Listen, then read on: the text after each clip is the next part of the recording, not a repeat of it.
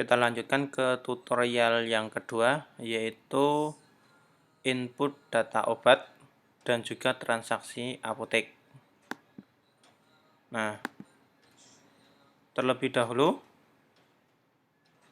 kita buka yang tadinya kita buka menu tarif layanan dan keuangan, yang sekarang kita pilih menu nomor 3, yaitu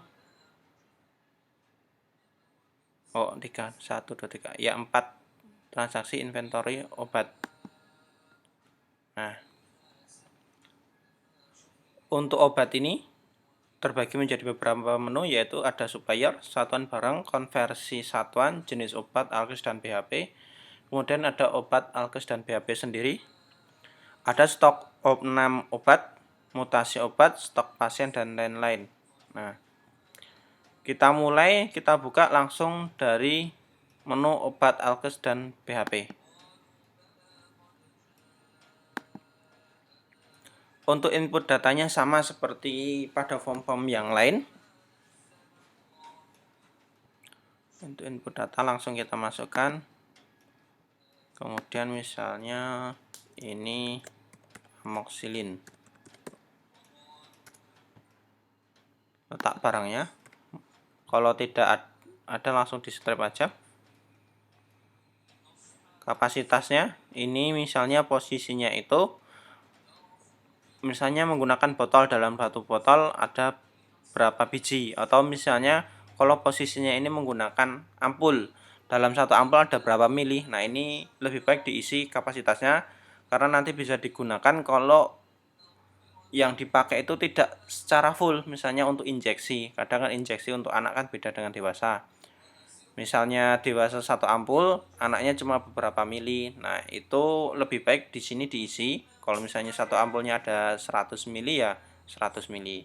Nanti tinggal diberikan ke pasiennya, ke pasien bayinya berapa mili, tinggal dimasukkan lebih mudah.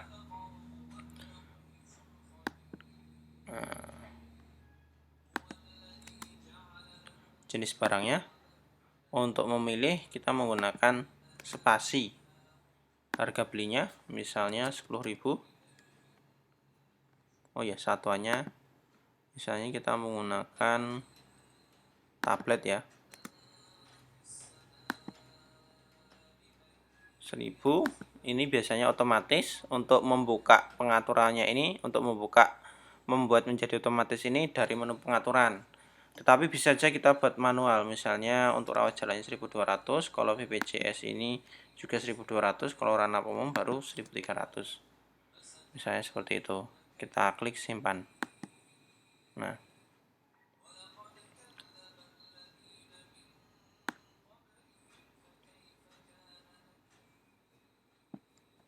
sudah.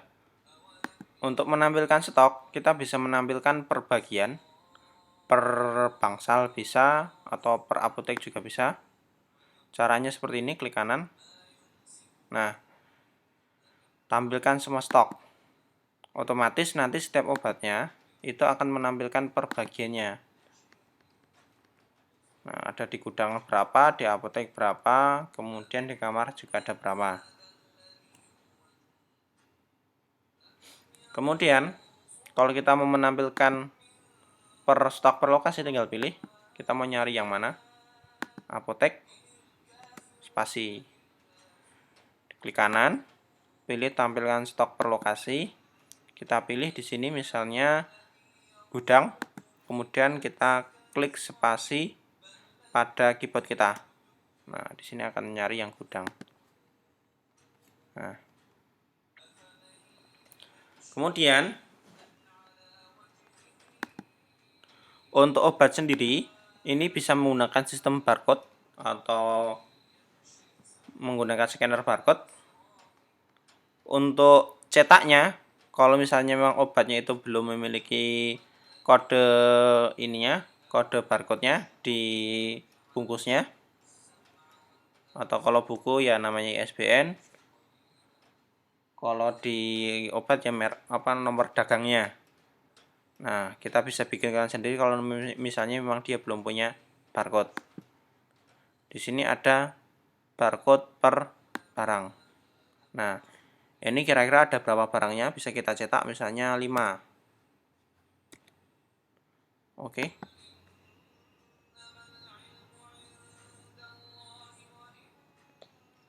Nah, ini tinggal kita potong, atau misalnya ini menggunakan biasanya kertas label. Kertas labelnya biasanya langsung seperti ini, ada 4 kolom. Ketika kita print langsung bisa kita tempel. Nah, kemudian untuk mengedit sendiri caranya sama, bootstrap. Misalnya ini saya ganti dengan Conidin. Couplet.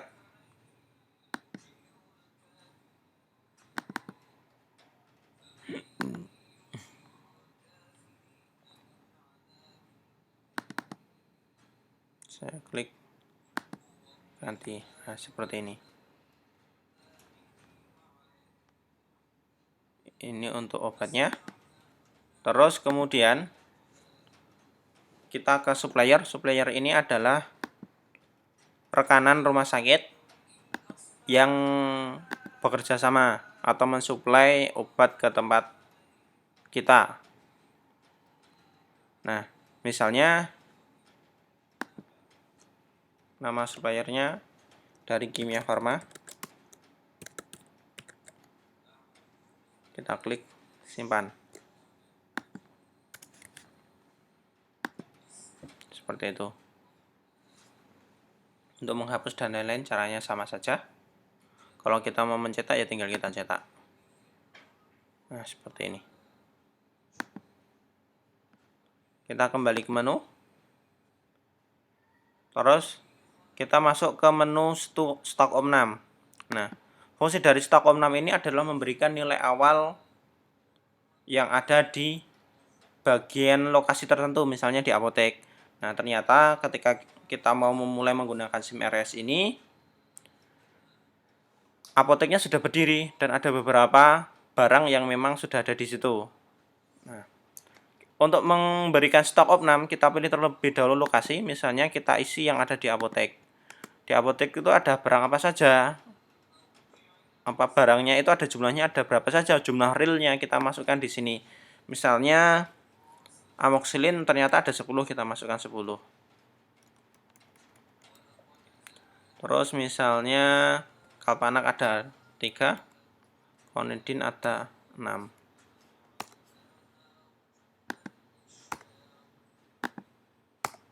Kalau misalnya menampilkan selisihnya di sini, dibiarkan saja. Kalau posisinya min, berarti memang karena posisinya ini baru stok Om6.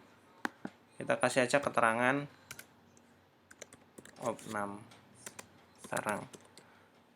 Nah, Om6 barang ini biasanya dilakukan 1 bulan sekali untuk mengecek kalau misalnya ada barang yang hilang. Mengecek kalau misalnya ada barang yang hilang. Nah, kalau misalnya ada barang yang hilang, selisih di sini bukan lagi min, tetapi dia akan menjadi plus. Misalnya secara real barangnya itu ada 4, tetapi di database sebelumnya itu sudah tersimpan ada 10. Nah, ini 10 dikurangi 4, berarti ada selisih 6. Nah, kita tidak tahu yang 6 itu berada di mana, bisa jadi memang ketelisot atau bisa jadi memang ada pihak tertentu yang ngambil atau dicuri. Nah, fungsinya untuk itu. Kalau sudah, kita klik simpan. Nah, seperti ini. Secara otomatis di bagian apotek itu sudah ada barang amoxicillin 10, Kalpanak 3, dan Conidin 6. Seperti itu.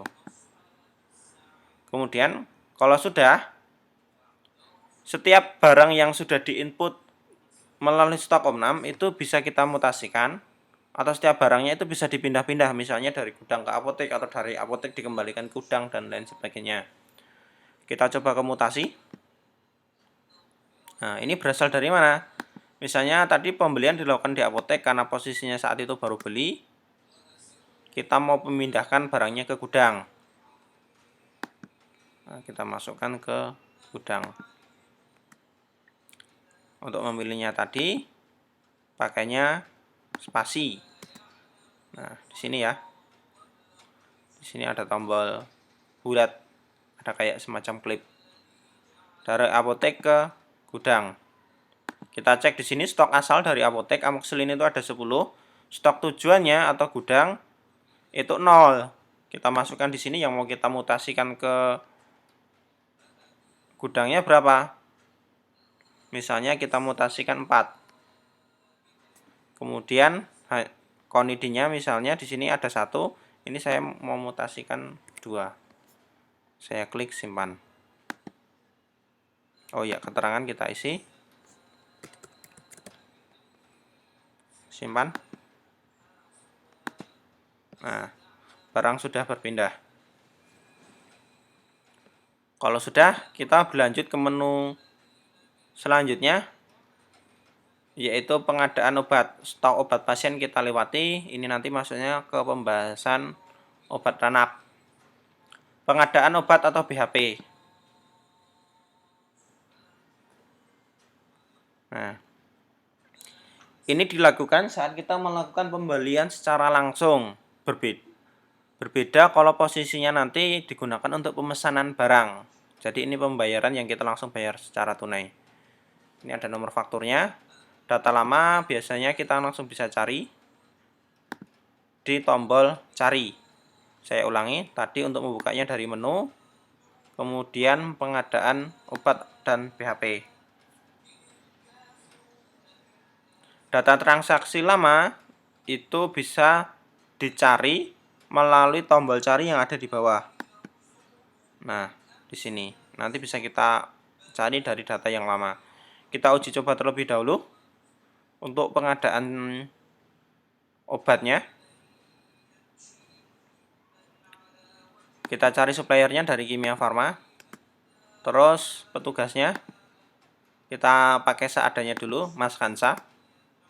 Milihnya sama, kita klik di sini, kemudian kita klik pada tabelnya atau pada data di tabel, kemudian kita klik spasi. Begitu juga lokasi transaksi pengadaan ini mau langsung disimpan di mana? Misalnya kita mau langsung menyimpannya di apotek. Jadi bisa dipilih langsung di apotek atau ditaruh di gudang bisa. Nah, seperti ini. Kemudian kita masukkan jumlahnya, misalnya ini 10. Ini 20. Ini juga 10. Nah,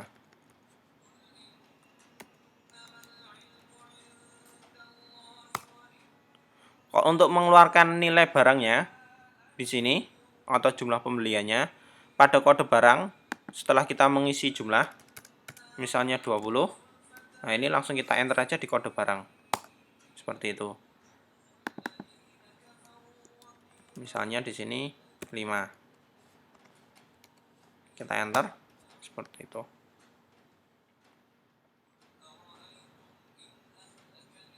Kemudian di sini ada kolom G, artinya ganti. Jadi dari pembelian ini bisa saja kita langsung sekalian merubah harga yang ada di harga pembelian dan harga jual yang ada di tabel barang tadi. Nah, kita klik di sini. Yang tadinya harga 1000 misalnya, kok ternyata ada kenaikan harga, bukan lagi 1000 tapi 1200. Langsung kita rubah di sini. Kita enter.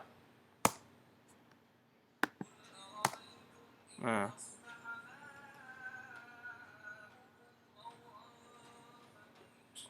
secara otomatis ini langsung jadi 1200 gitu.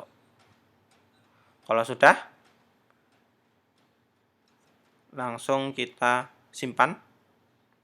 Nah, ini data ini kenapa bisa double? Karena posisinya untuk pencarian setiap data, setiap yang berisi dia akan ditaruh di atas, kemudian di bawahnya lagi dia tinggal mencari ada data apa lagi gitu. Misalnya ini.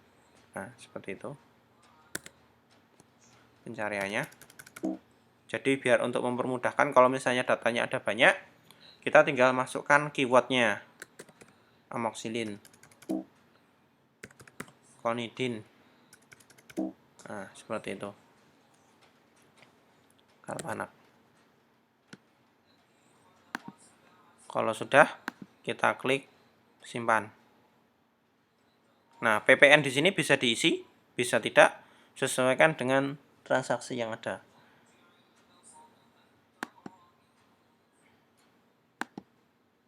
Nah, datanya sudah masuk, kita cek. Nah, kita refresh di sini keyword. Data barang yang masuk. Nah, untuk pencarian sendiri kita bisa nyari pencarian pembelian berdasarkan jenis barang. Nah, misalnya kita mau cari yang botolan saja. Ketika kita cari, nah, yang ada botol adalah yang Konidin. Kemudian kita juga bisa saja mencari berdasarkan nama barangnya. Kita nyarinya yang amoksilin saja. Ketika kita centang, nah amoksilin tampil. Atau kita mencari berdasarkan nomor faktur, itu juga bisa. Tinggal kita masukkan. Atau kita mencari berdasarkan penggabungan. Petugasnya siapa, suppliernya siapa juga bisa. Seperti itu. Nah, kemudian untuk mencetaknya, kita klik pada tombol di sebelah bawah, ada tombol cetak. Seperti ini. Nah, untuk data pembelian sendiri itu bisa kita simpan. Kita klik save. Nah, untuk pilihannya bisa kita cek di sini. Kita bisa menyimpan berupa docx atau dokumen Microsoft Word, atau single sheet atau XLL atau Microsoft Office. Bisa juga ke PDF, CSV atau XML. Untuk menyimpannya bisa seperti itu.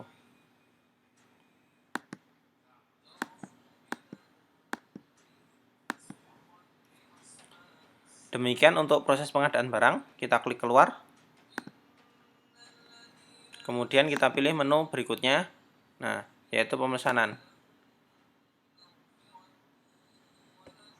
Untuk pemesanan ini, itu caranya sama seperti yang ada di dalam pembelian atau pengadaan.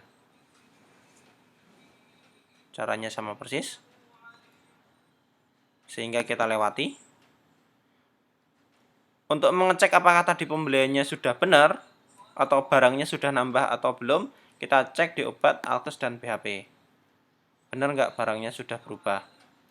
Kita tampilkan tadi kita melakukan pembelian di apotek. Kita tampilkan yang apotek. Nah, ini ada 16. Jadi data lama ditambah dengan data baru. Sudah berubah nilainya. Seperti itu. Kemudian untuk penjualan obat. Penjualan obat yang dimaksud di sini adalah penjualan obat bebas atau penjualan obat non resep atau pemberian obat kepada pasien yang tidak melibatkan proses tindakan dokter. Misalnya ada orang datang beli obat, nah lewatnya sini. Atau ada karyawan beli obat, dia nggak periksa, hanya butuh obat saja, maka itu dilakukan di sini.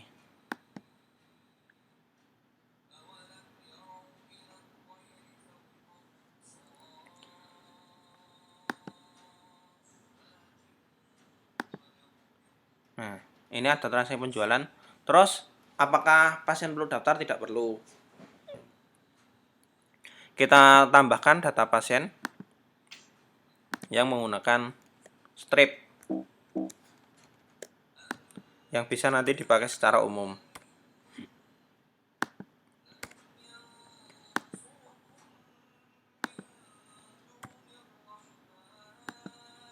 Nah, sudah. Nah, main ini yang kita pakai. Bisa dipilih di tempat yang tadi. Nama strip, kemudian untuk namanya bisa kita ganti-ganti dengan nama orang yang beli kalau misalnya perlu ada nama. Tapi kalau tidak bisa dikosongkan atau di strip. Bisa di strip kalau misalnya tidak ada orangnya. Misalnya kita ganti dengan nama Agus. Petugasnya masih sama, Mas Alhanza. Lokasi barangnya ngambil dari apotek. Nah, misalnya Pak Agus ini datang, dia membeli amoksilin 2. Kemudian Konidin 2.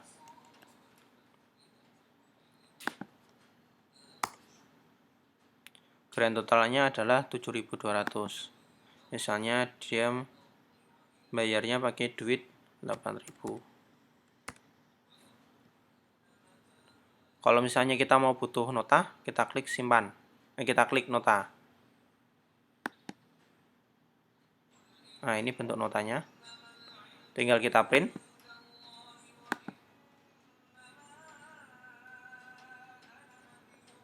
Nah, tinggal kita print saja. Untuk kebutuhan printernya itu bisa disesuaikan sendiri untuk lebar kertasnya. Kemudian untuk penjualan tadi, jangan lupa diklik simpan. Kalau sudah, untuk melihat data penjualan yang sudah dilakukan, kita klik cari. Nah, sudah ada di sini.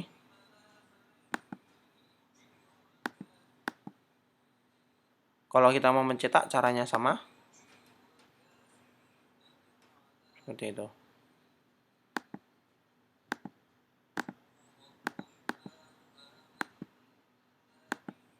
Nah, di menu penjualan ini kita bisa mencetak ulang nota. Kita klik pada nomor notanya, klik kanan, kemudian cetak ulang nota. Nah, ini mau cetak nota yang nomor berapa? Bisa nomor 1, nomor 2, nomor 3. Oh, enggak hidup. Ininya belum konfigurasinya belum ada.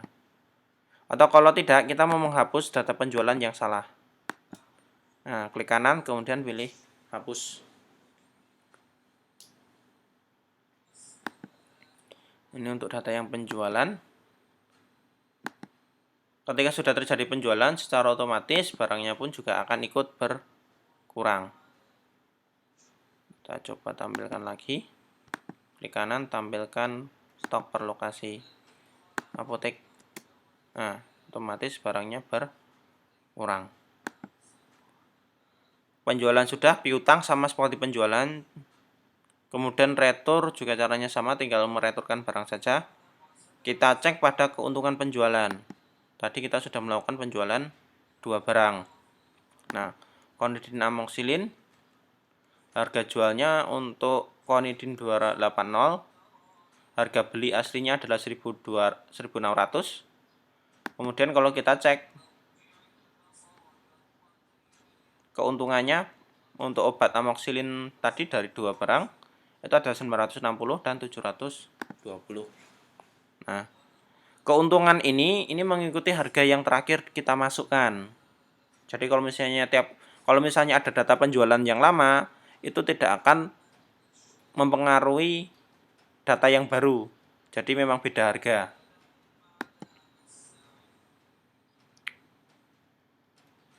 Kemudian sirkulasi obat alkes dan PHP.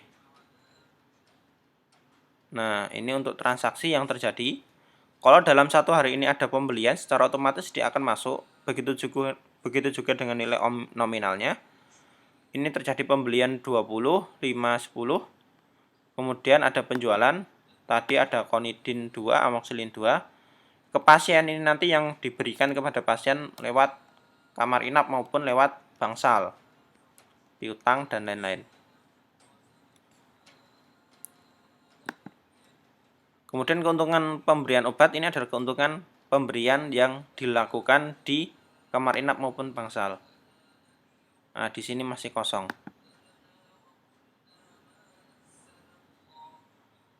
Demikian pembahasan dari menu apotek. Kita sambung nanti ke pembahasan berikutnya, yaitu